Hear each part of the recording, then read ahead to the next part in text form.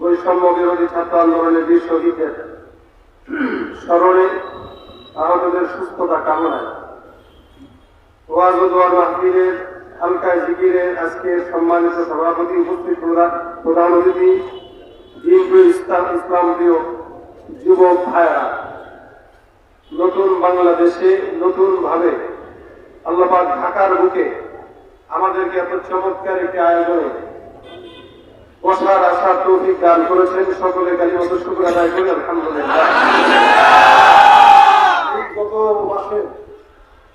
গত মাসে এই সময়টিটাও স্বাধীন থাকলেও গতকাল অর্থাৎ একদিন আগেও আমাদের বাংলাদেশ ছিল স্বৈরাচারী বাংলাদেশ।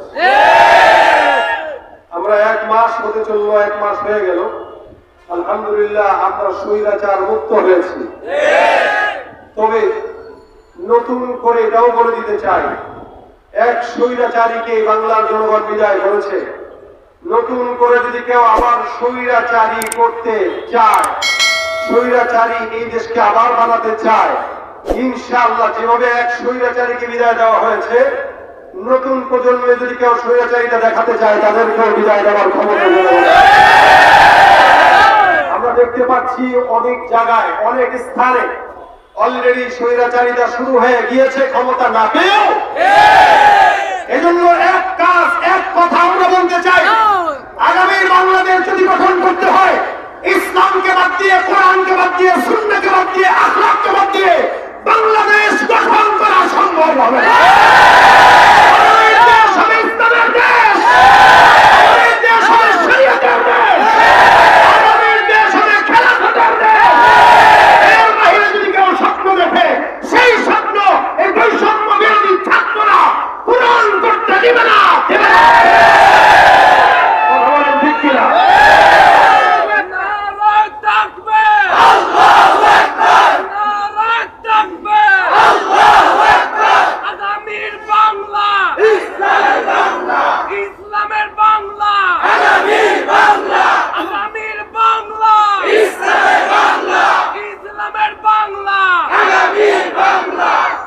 কেউ দিল না, সবাই নিল, আমরা যে কলুর বল, সারা বছর নেয় না খবর, নির্বাচনে খুব দরদ দেখাইতে আসে, দরদ দেওয়া যাবে না। কারণ এই দরদ শুধুমাত্র ভোটের জন্য দরদ হয়। ইসলামের জন্য, দেশের জন্য দরদ থাকলে অবশ্যই এদেশে ইসলাম কায়েম করা আমাদের দাবি, ঠিক কিনা বলে? কেউ দিল না, সবাই নিল, আমরা যে কলুর বল, সারা বছর নেয় না খবর, নির্বাচনে খুব দরদ। আসেনি না, সব নিয়ে গেছে। আছে কারা? আমরা। আছে কারা? আমরা রাজাকাররা আছি মনে করে। মুক্তিযুদ্ধরা ভাগছে, কথা কয় না? মুক্তিযুদ্ধরা, তার মানে এই মুক্তিযুদ্ধ আসল না। মুক্তিযুদ্ধ নামে বুক ফুলিয়ে ঘুরি ঘুরে, খাদি সব যোদ্ধা সকল না খেয়ে যে কাতরে মরে। মুক্তিযুদ্ধ নামে বুক ফুলিয়ে ঘুরি ঘুরে, খাদি সব যোদ্ধা সকল না খেয়ে যে কাতরে মরে। এত নয় স্বাধীনতা, আসলে সব কালবাহানা। স্বাধীনতা, আসলে সব কালবাহানা। ও আমার মাতৃভূমি, ও আমার মাতৃভূমি, নয়তো তুমি তাদের আড্ডা খানা, তোমাকে খুঁজি সুখের ঠিকানা। দেশে যারা মুক্তিযুদ্ধ নামে ছিল, এর অধিকাংশই সব রাজাকার। আর আসল মুক্তিযুদ্ধ এখন তারা এখানে বসায় না। চেনা গেছে তো? আজীবন বলেছে পলাবো না, আজীবন বলেছে, আমরা বলেছি নাকি? আপনি বলেছেন? কে বলেছে? যে বলছে সে, যে বলছে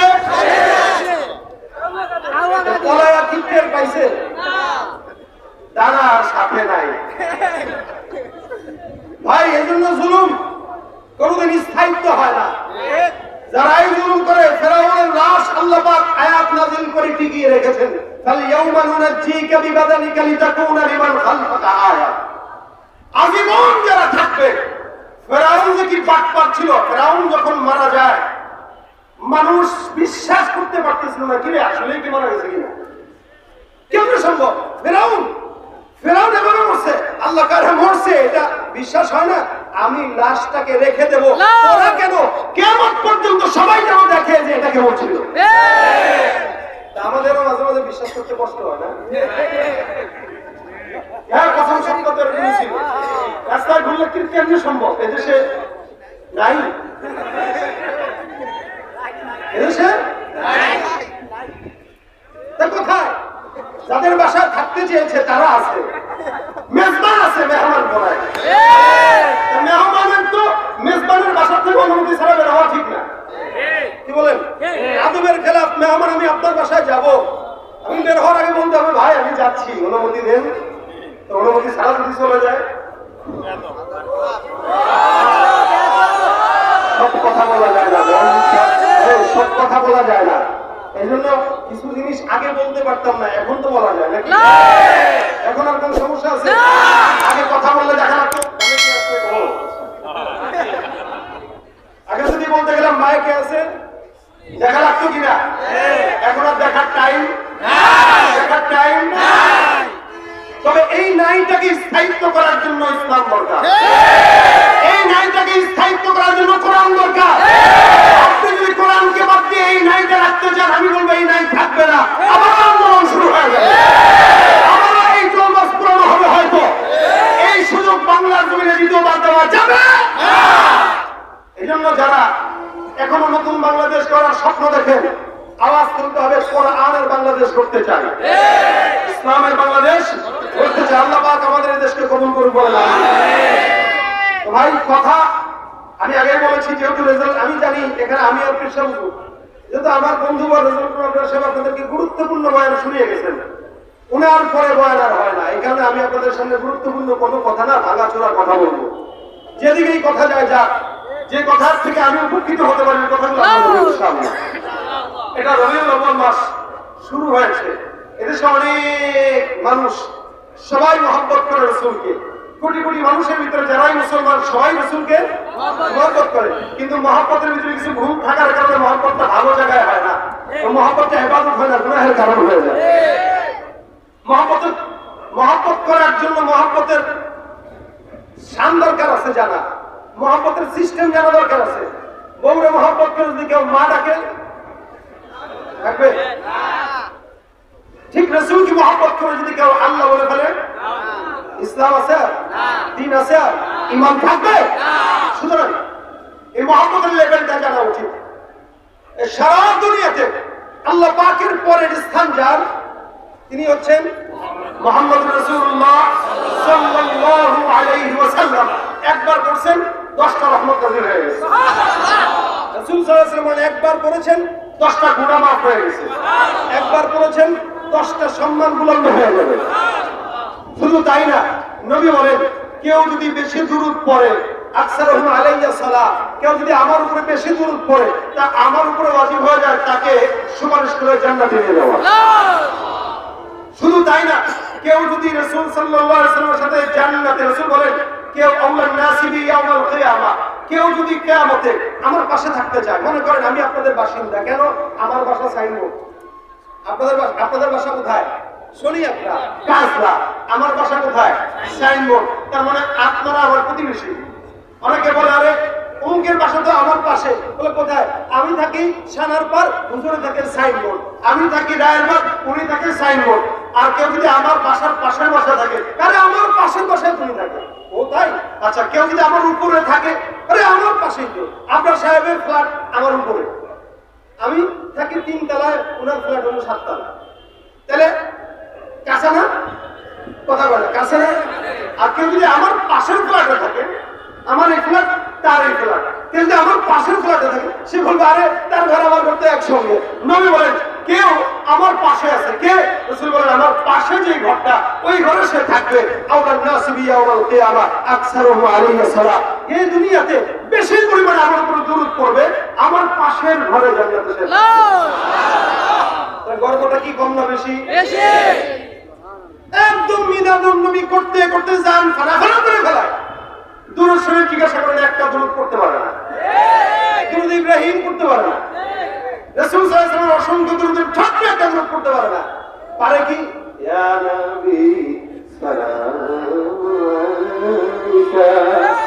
সুন্দর, এটা পড়তে আমাদেরও ভালো লাগে। রাসূলের উপরে সালাম প্রসান ঠিক আছে, কিন্তু আকীদাটা কি নিচ্ছে? এজন্য ইবাদতকে মহব্বতের ক্ষেত্রে মহব্বতের মাপকাঠি জানা উচিত। আমি ওদিকে যাচ্ছি না, কিন্তু আপনারা সব কথা বলে গেছেন। ইবাদতের মাপকাঠি জানা, মহব্বতের মাপকাঠি জানা উচিত, কতটুকু করলে মহব্বতের লেভেল পজিশনে থাকে। রাসূল সাল্লাল্লাহু আলাইহি ওয়াসাল্লামকে মহব্বত করতে যায় মানুষের কাতার থেকে ফেরেশতা বানা যায়, নূর বানা যায়। অথচ আল্লাহ পাক রব্বুল আলামিন ফেরেশতাদেরকে নূরের বানাইছেন, জিন্নাতদেরকে আগুনের বানাইছেন। কি দিয়া? আগুন। মানুষকে বানাইছেন কি দিয়া? তাহলে আগুন, নূর আর মাটি। তাহলে আল্লাহ পাক রব্বুল আলামিনের হাবিবের উপর আল্লাহ বলেন, লাকাদ জাআকুম রাসূলুম মিন আনফুসিকুম। তোমাদের মধ্য থেকেই তোমাদের নিকট একজন রাসূল এসেছেন, তোমাদের মধ্য থেকে, তোমাদের মতোই। তার মানে আমাদের মধ্য থেকে, আমাদের মতো রক্তে মাংসে ওরা মানুষ ঠিকই, কিন্তু পার্থক্য আছে না নাই? আছে না নাই? বর্তমানে উপদেষ্টা মন্ডলী যারা আছেন এরাও মানুষ, আমরাও মানুষ, পার্থক্য আছে। সমন্বয়ক যারা তারাও মানুষ, আমরাও মানুষ, পার্থক্য আছে। কিন্তু এই সমন্বয়কদেরকে 1 বছর আগে কেউ বার্তা দিছে? কত মানুষ তাদেরকে দেখছে, দামি নেই কে এটা, কিন্তু এখন ছবি তোলার জন্য পাগল। কেন? তার কর্মের কারণে। আল্লাহ পাক রাসূল করিম সাল্লাল্লাহু আলাইহি ওয়াসাল্লামকে একটা আখলাক দিয়েছেন, আখলাকের কারণে রাসূলকে দামি বানিয়ে দিয়েছেন। এই কারণে সারা বিশ্বের ভিতরে সবচেয়ে দামি রাসূল, সব নবীদের চেয়ে দামি রাসূল। নবী বলেন, তখন থেকে আমি নবী যখন আদম নবী হয়ে গেছি। আল্লাহ পাক রব্বুল আলামিন রাসূলকে এত সম্মানিত করেছেন। আমাদের মতোই মানুষ, কিন্তু পার্থক্য আছে। আমরাও মানুষ, নবী করিম সাল্লাল্লাহু আলাইহি ওয়াসাল্লাম মানুষ, কিন্তু পার্থক্য কোথায়? আমাদের কাছে ওহী আসবে না, নবীর কাছে ওহী আসছে। আল্লাহ পাক রব্বুল আলামিনের হাবিব রাসূল আল্লাহ পাক থেকে মনোনীত। পার্থক্য এগুলাই। এই কারণে রাসূল করিম সাল্লাল্লাহু আলাইহি ওয়াসাল্লামের বারাআত জাহির করার জন্য আল্লাহ পাক অসংখ্য আয়াত কোরআনে নাযিল করেছেন। কারণ ব্যাপারে এত শক্ত আয়াত আল্লাহ পাক নাযিল করেন নাই। আল্লাহ পাক বলেন, ইন্নাকা লাআলা খুলুকিন আযীম। সারা দুনিয়ার ভিতরে আপনাকে উত্তম আখলাকওয়ালা নবী বানায় দিলাম। সুবহানাল্লাহ।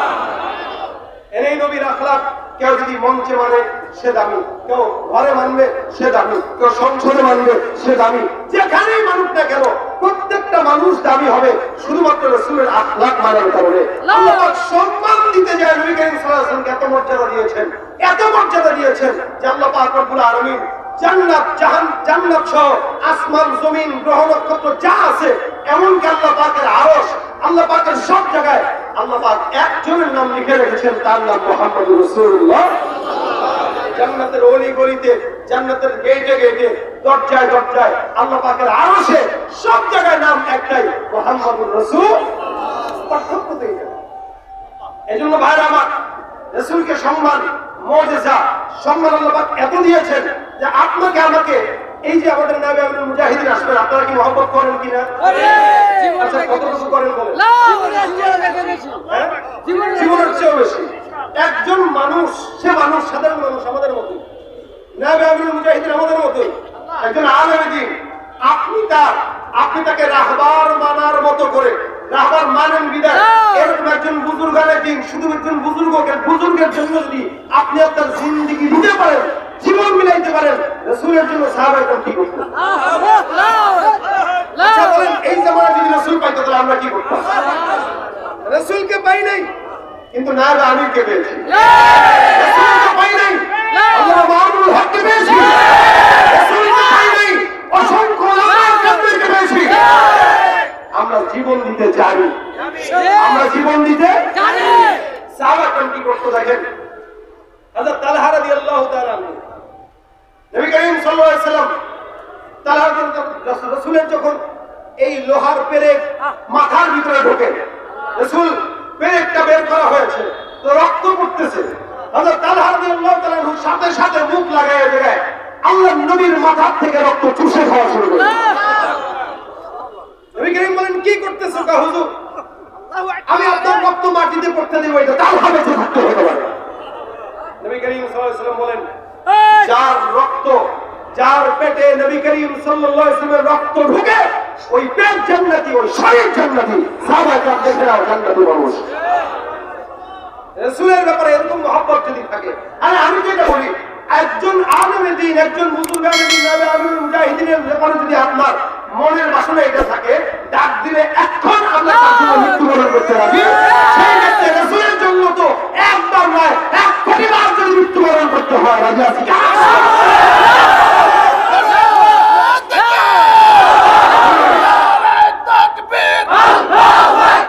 বিশ্বনবীর অপমান সইবে না রে মুসলমান, বিশ্বনবীর অপমান। বিশ্বনবীর অপমানে যদি না কাঁদে তোমার মন, মুসলিম নয় মুনাফিক তুমি নবীজির দুশমন।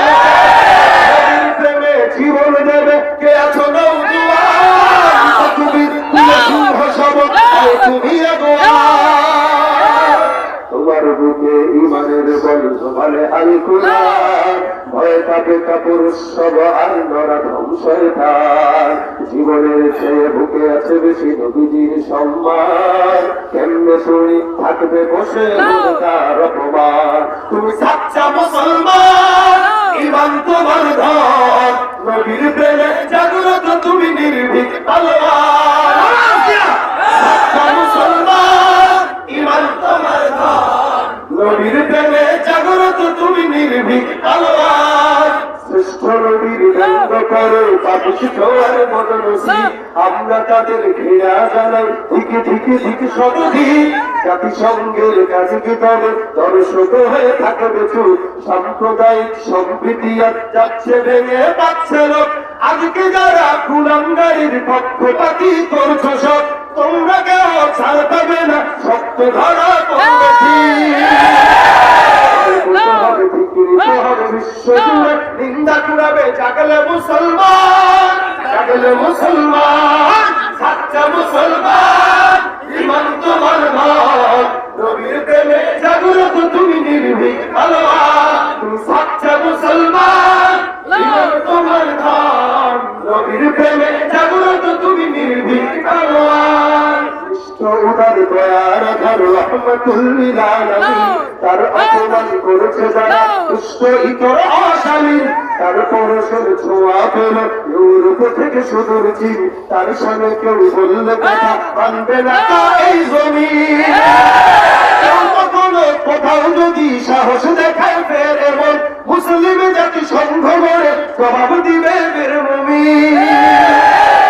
করো ওদের গদি ভুলের ক্ষমা না চায় যদি, জোরে হাঁটো আজান, জোরে হাঁটো আজান। সাচ্চা মুসলমান, ইমান তোমার ধন, নবীর প্রেমে জাগ্রত তুমি নির্ভীক তলোয়ার। তুমি সাচ্চা মুসলমান, ইমান তোমার ধন, নবীর প্রেমে জাগ্রত তুমি নির্ভীক তলোয়ার। ঠিক না?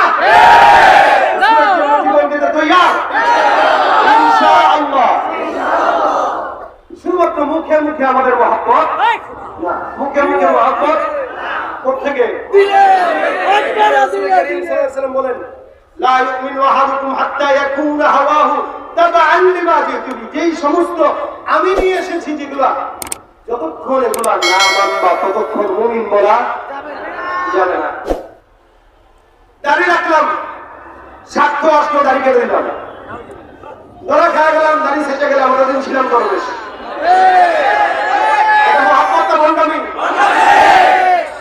আমাদের কোন আলেমে দিনটা ধরা খাওয়ার পরে দাড়ি কাটছে? দরবেশ খাচ্ছে, দাড়ি ঠিক মতো রাখতে পারে না। এই জন্য মহব্বত মুখে মুখে না, মহব্বত কোথায়? যতদিন হায়াত আছে একটা দাড়ির জন্য যদি জীবন দেওয়া লাগে তবু দিব। রাসূলের এক সাহাবী দাড়ি ছিল একটাই, তো হাঁটতেছে, রাসূল দেখে আসছে, হাসি দিছে। সাহাবী মনে মনে কষ্ট, হ্যাঁ রে আমার এই ছাগলের একটা মাত্র দাড়ির মতো, আরে দাড়ি দেখে মনে হয় নবী করিম একটু হাসছে। একদিন পরের দিন যা সুন্দর করে দাড়ি ছেড়ে দিয়েছে। আরেকদিন দেখা হয়েছে রাসূল এবার তার দিক থেকে চেহারা ফিরাই দিয়েছেন। হুজুর আপনি আমার দিক থেকে চেহারা ফেরত দিলেন? রাসূল বলেন দাড়ি কোথায়? লা হাওলা ওয়ালা কুওয়াতা। হুজুর প্রথম দিন আপনি আমার দিকে তাকায় হাসছেন, আমি মনে করছি তো আমার একটা দাড়ি লেগে আসছে, আমি এটাকে কেটে ফেলছি। রাসূল বলেন আমি তো এটা তোর দিকে তাকায় হাসি নাই, তো একটা দাড়িতে হাজার হাজার ফেরেশতা ঝুলতে আমার দাড়ি কম। মাঝে মাঝে আমি চিন্তা করি যে এখানে একটু কাটবো কিনা, ওরা কই না আমার এই যতটুকু আছে এতটুকুই আল্লাহ পাক হয়তো সন্তুষ্ট ফেরেশতারা বলতেছে আমার সুবিধা আছে ওযু করতে গেলে এর করে করা লাগে না আপনাদের যাদের বেশি দাড়ি এমন কি ধোয়া লাগে মোটামুটি 20-5 মিনিট আমি খালি আপনি দিয়ে মারি একটা শেষ তো এটা আমার দুঃখ নাই কারণ একজন সাহাবীর একটা দাড়িতেও হাজার ফেরেশতা যদি ঝুলতে পারে তো আমার তো একটা না আমার 17টার উপরেই আছে তার মানে দাড়ি একটা হইলেও ফেরেশতা থাকে কি থাকে না রাসূলের একটা দাড়ি অনেকে বলে দাড়ি রাখা কি সুন্নাত অনেকে কি বলে দাড়ি রাখা সুন্নাত না দাড়ি রাখা কি এই সুন্নাতের ফতোয়া বাদ দেন দাড়ি রাখা ওয়াজিব এটা না রাখলে গুনাহ হবে এটা না রাখলে গুনাহ না দাড়ি গুনাহ হয় দাড়ি গুনাহ হয় দাড়ি রাখা না রাখার দ্বারা দাড়ি গুনাহ নামাজ পড়তেছেন গুনাহ দাড়ি না রাখার দ্বারা জিকির করতেছেন গুনাহ কেন এটা ওয়াজিব তরক করার কারণে প্রতিনিয়ত গুনাহ হচ্ছে রাসূলের কলিজায় তীর মারতেছে এজন্য মুখে মুখে যারা দাবি করে এদের দাড়ি থাকে না কিন্তু দাবি করে আশিকে রাসূল আমি বলবো যে ব্যক্তি দাড়ি কেটে আশিকে রাসূল দাবি করে যে ব্যক্তি টুপি মাথায় না দিয়ে আশিকে রাসূল দাবি করে যে ব্যক্তি নামাজ না পড়ে আশিকে রাসূল দাবি করে নামাজের আগে পরে সুন্নাত না পড়ে আশিকে রাসূল দাবি করে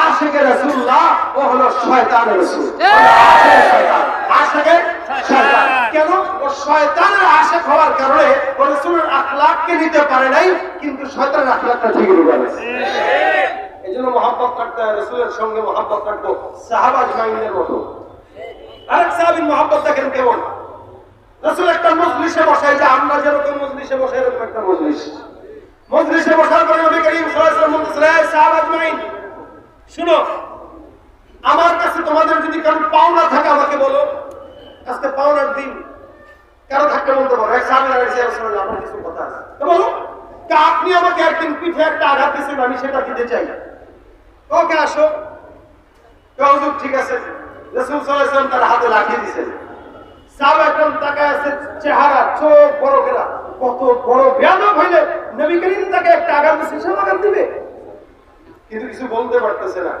একটা একটা দিকে ফিসফিস করে বলে কি পাগল হইছে এটা কি শুরু করছে রাসূলকে মার দিবি রাসূল বলে ফিসফিসানি বন্ধ আজকে প্রতিশোধ নেওয়ার দিন আমি অনুমতি দিছি তাকে আসতে দাও সে সামনে আসছে লাঠি নিয়ে নবী করিম সাল্লাল্লাহু আলাইহি ওয়াসাল্লামকে বলে হুজুর লাঠি নিয়ে আসছে আঘাত দেবো বলতে দাও এমনি তো না বলে কেমনে আমাকে যেদিন পিঠে বাড়ি মারছিলেন আমার গায়ে কোনো কাপড় ছিল না তা আপনার যে পিঠে চাদর আছে চাদর তো সরাইতে হবে রাসূল না তো ইনসাফ হবে না সুবহানাল্লাহ আচ্ছা বলেন উদাহরণ আমাদের পীর সাহেব যদি কাউকে বলে যে ভাই প্রতিদান দাও আর আপনি যদি মুড়ি দুইটা কোন হুজুর আপনার গায়ে জামাটা খুলতে হবে বাড়ি একটা দেবো কন্ত দেখি কাপড় দুইটা রাখি দিয়ে সবাই কথা ঠিক কিনা বলেন নবী করিম বলতেছেন এর সুযোগ দাও আল্লাহর নবী করিম সাল্লাল্লাহু আলাইহি ওয়াসাল্লাম পিঠের চাদর উঠা দিয়েছেন সাহাবী লাঠি নিয়ে চলে নবী করিমের মহব্বতের ভিতরে চুরা খেয়ে বলেন ইয়া রাসূলুল্লাহ আপনার মহব্বতের ছেলে চুমা দেওয়ার জন্য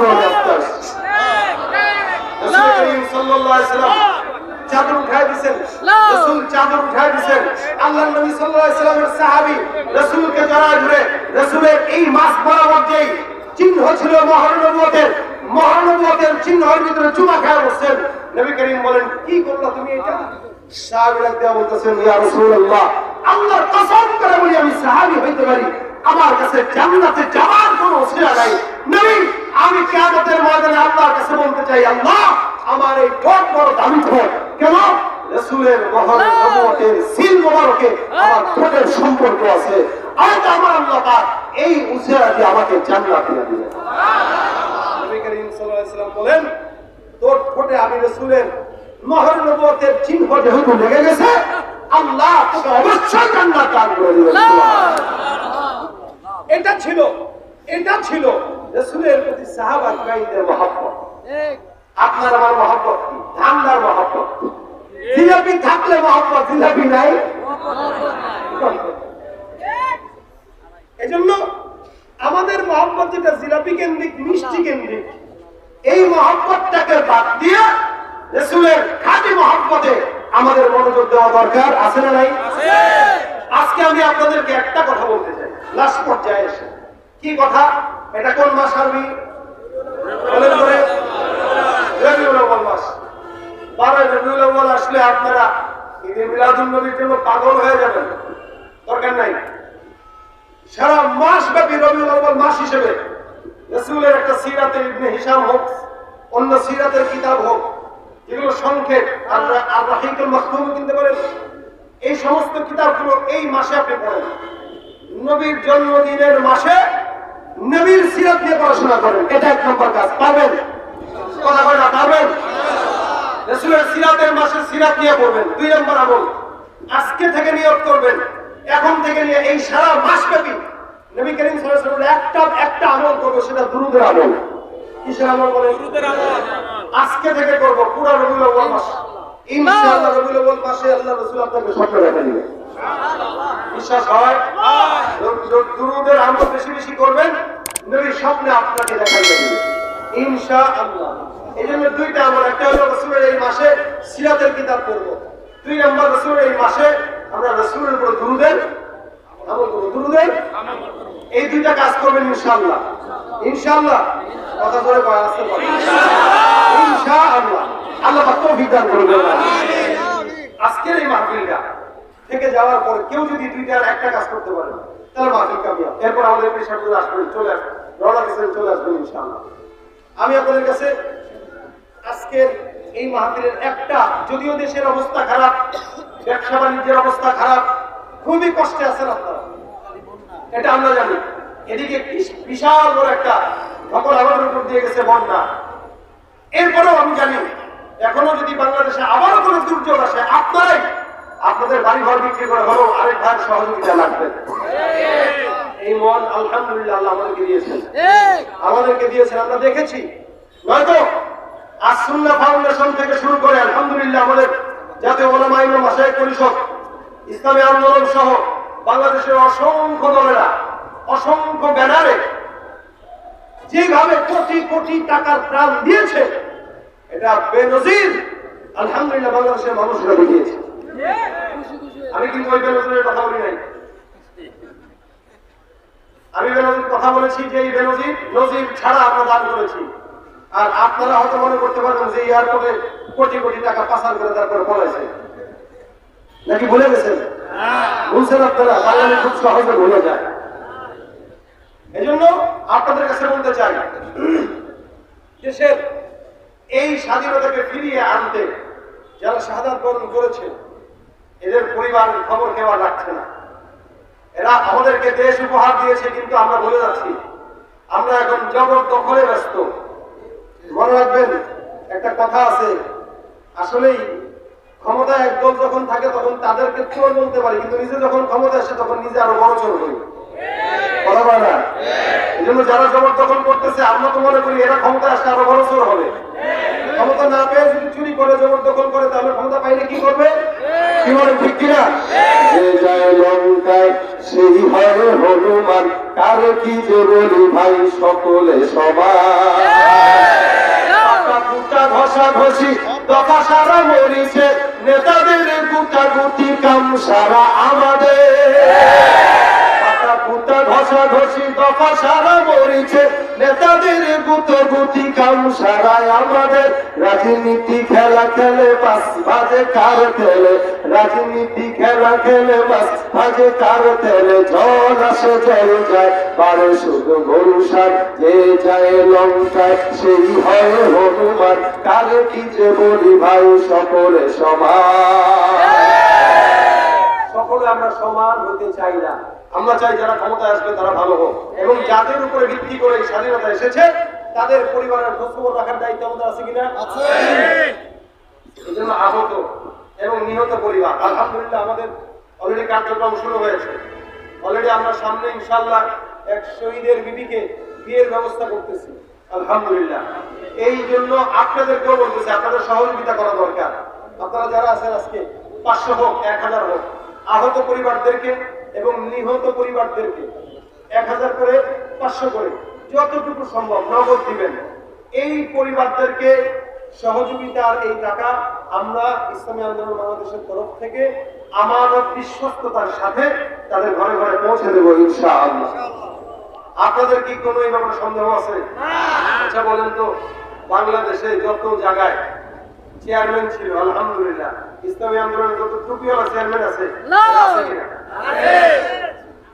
বরিশালের জাগোয়ার চেয়ারম্যান মাগরিবের নামাজের পরে ফোন দিয়া কোটরা দিকে আমার বাসায়, আমি তার বাসায় রেখে আসছি। আমি বলছি ভাই আপনি বসেন, আমি আসতেছি। কে? আমি বসায় রেখে আমি আসছি। আমি বলছি কুচিল্লায় আসি, আপনি থাকেন। তাহলে আমি কদিন আগে তারা বলতেছি কি চেয়ারম্যান থাকবো না যাবো, আমি কি চোর বেটা? চোর হইলে না থাকতে পারতাম না, বরং যাওয়ার পরে আরো দায়িত্ব বাড়ছে। দায়িত্ব আমার মাগুরার চেয়ারম্যানকে আমি ফোন দিয়ে বলছি কি খবর, চেয়ারম্যান আসে না গেছে? ভাই চেয়ারম্যান আরো বাড়ছে। আলহামদুলিল্লাহ, চোররা বিদায় হয়, আমানতদারীরা থেকে যায়। এই জন্য আপনাদের আমানতের বিশ্বস্ততা আমাদের উপরে রাখতে পারেন। ইনশাআল্লাহ টুপিওয়ালাদের কাছে যদি দায়িত্ব দেন, ইনশাআল্লাহ আমাদের খেয়ানত হবে না। হ্যাঁ, দুই একটা যদি হয় সেটা ভিন্ন, এটা সব জায়গায় হইতে পারে, কিন্তু ইনশাআল্লাহ এ পর্যন্ত যারাই আছে কারোর ব্যাপারে কোনো বিচার নাই। আমাদের কিন্তু একটা বিচারের জায়গা আছে, আমাদের বিচারের জায়গা আছে। বরিশালে হেদায়েতুল্লাহ আজাদী সাহেবকে কাছে রেখে নায়েবে আমির মুজাহিদিন বলেছিলেন যে আজাদী যদি 2 নম্বরই করে বিচারের জায়গা আছে। বিশ্বাস বলছিলেন কিনা? তাহলে এই বিচারের জায়গা আছে। সুতরাং যদি কেউ ভুল করে সোজা বলবেন যে হুজুর আপনার চেয়ারম্যান এগুলা করতেছে, চেয়ারম্যান বলবে, পীর সাহেব বলবে ঠিক আছে চেয়ারম্যান দরকার নেই। কি বলেন, ঠিক না? এই জন্য আমাদের উপর বিশ্বাস রাখতে হবে। শুধু ইসলামী আন্দোলনের কথা বলবো না, আমি তো বলতে চাই বাংলাদেশকে ইসলামী রাষ্ট্র করতে গেলে বর্তমানে ইসলামী আন্দোলন সহ যত দল আছে প্রত্যেকটা ইসলামী দলের ঐক্য হওয়া দরকার। সমস্ত ইসলামী দল এককভাবে ঐক্য গঠন করে বাংলাদেশের ভাগ্যাকাশে কোরআন সুন্নাহ আলো অবশ্যই আনার জন্য এই ঐক্য হওয়া দরকার। যেমন ইসলামী খেলাফত মজলিস, অন্যান্য যে দল আছে, সমস্ত ইসলামী দলগুলো একসঙ্গে হয়ে যদি কাজ করে বাংলাদেশে কোন দুর্নীতিবাজ, চাঁদাবাজ, সন্ত্রাসী কেউ বাংলাদেশে কোনদিন ঠাঁই পাবে না, ইনশাআল্লাহ। এই জন্য আপনাদের সহযোগিতা কামনা করছি আমরা। আজকের এই মজা আমি দেখতে চাই কারা কারা আছেন 1000 করে 500 করে দিবেন শহীদ আহত পরিবারদের জন্য। একটু হাতটা উঠাই দেন আমাদের স্বেচ্ছাসেবক ভাইরা। মাশাআল্লাহ, আমার খুব কাছের বন্ধুবর শরীফ মাহমুদ সাহেব সর্বপ্রথমে 1000 টাকা দিয়ে উদ্বোধন করেছেন। আলামিন ভাই 2000 টাকা, আলহামদুলিল্লাহ। ইসলামী আন্দোলনের সভাপতি আর কে আছেন? আর কে আছেন?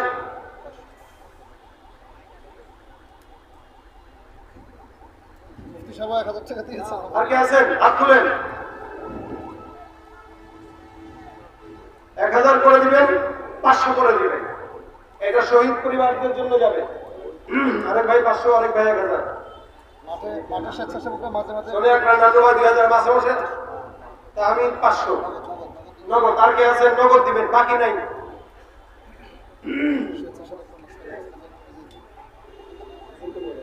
আর কে? স্বেচ্ছাসেবকরা ঢুকেন ভিতরে, স্বেচ্ছাসেবকরা ভিতরে ঢুকে যান, ভিতরে ঢুকে যান।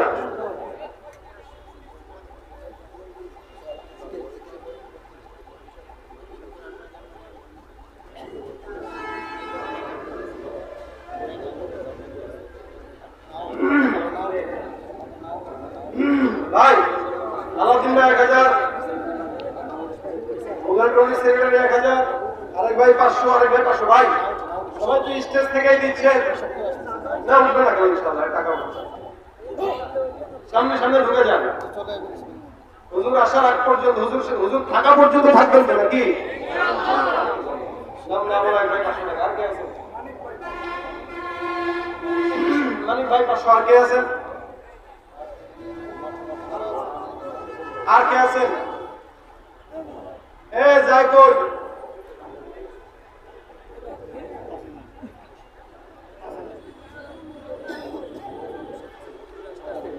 আমাদের যাত্রাবাড়ির কৃতি সন্তান এমদাদুল্লাহ সাহেব, শ্রমিক আন্দোলনের নেতা, 5000 টাকা।